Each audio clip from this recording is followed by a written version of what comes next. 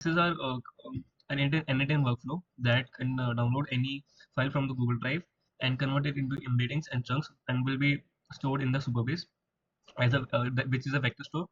Then through this vector store, we can ask a question. A user can ask question about that file through this n8n only.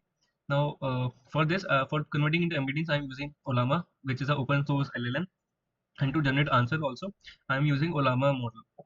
So let's test this. It will download my file from Google Drive and convert it into embeddings and then store it into Supabase. Like it has stored the data into Supabase. Now let's chat. Like, what is the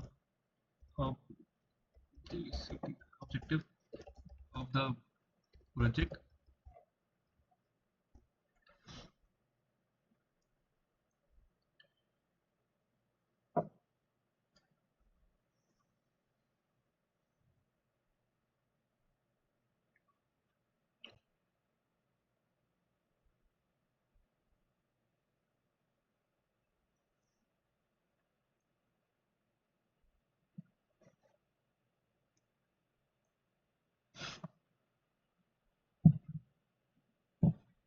So this is generated an answer from that uploaded file and given to me, and this is the uploaded file that I have uploaded it. This is, as you can see.